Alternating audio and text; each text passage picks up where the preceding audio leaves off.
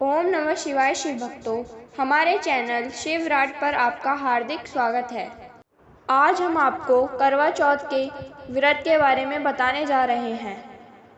जानिए किस तरह करवा चौथ व्रत की शुरुआत हुई।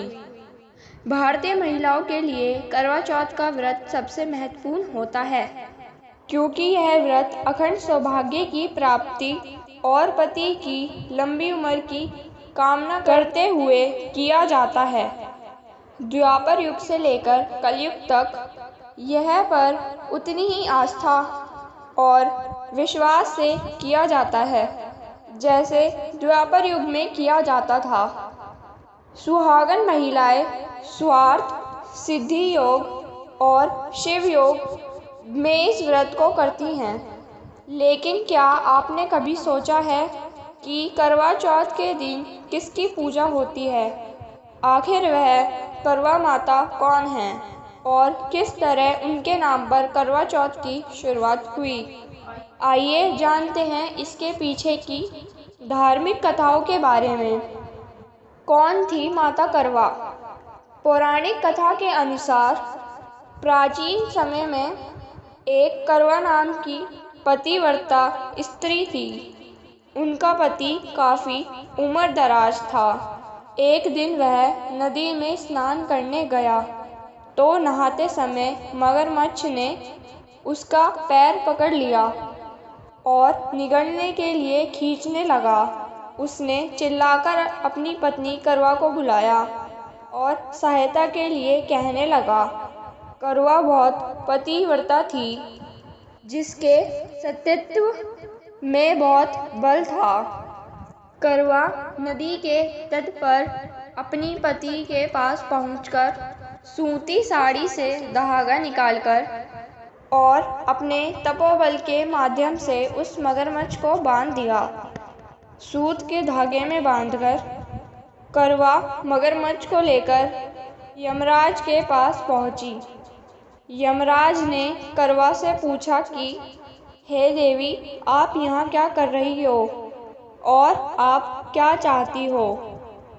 करवा ने यमराज से विनती कर कहा, इस मगरमच्छ ने मेरे पति के पैर को पकड़ लिया था, इसलिए आप अपनी शक्ति से इसे मृत्युदंड दें और इसे नरक में ले जाएं। यमराज ने करवा से कहा, अभी इस मगरमच्छ की आयु शेष है, इसलिए यह समय से पहले मगर को मृत्यु नहीं दे सकते। इस पर करवा ने कहा कि आप मगर को मारकर मेरे पति को चिर आयु का वरदान नहीं देंगे तो मैं अपने तपोबल के माध्यम से आपको नष्ट कर दूंगी। करवा की बात सुनकर यमराज के पास खड़े चित्रगुप्त सोच में पड़ गए। करवा के सतीत्व के कारण ना ही श्राप दे सकते थे, ना ही उनके वचन को अनदेखा कर सकते थे। उन्होंने मगर को यमलोक भेज दिया। करवा के पति को चिर आयु का आशीर्वाद दे दिया और साथ ही चित्रगुप्त ने करवा को आशीर्वाद दिया कि तुम्हारा जीवन सुख समृद्धि से भरपूर रहे। चित्रगुप्त ने कहा कि जिस तरह अपने तपोबल से अपने पति के प्राणों की रक्षा की है, उससे मैं बहुत प्रसन्न हूँ। मैं वरदान देता हूँ कि आज की तिथि के दिन जो भी महिला पूर्ण विश्वास के साथ हमारा व्रत और पूजन करेगी, उसके सौभाग्य की रक्षा मैं करूँगा। उस दिन कार्तिक मास की चतुर्थी होने के कारण करवा और चौथ मिलने से इसका नाम करवा चौथ पड़ा। इस तरह माँ करवा पहली महिला है जिसने सुहाग की रक्षा के लिए न केवल व्रत किया बल्कि करवा चौथ की शुरुआत की। माँ करवा ने किया था सबसे पहला व्रत। माँ करवा चौथ का व्रत करने के बाद शाम को पूजा के समय माता करवा चौथ की कथा पढ़नी चाहिए।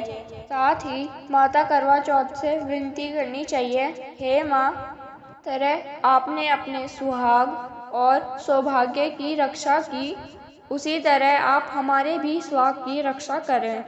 साथ ही यमराज और चित्रगुप्त से भी विनती करें कि वह अपना व्रत निभाते हुए हमारे व्रत को स्वीकार करें।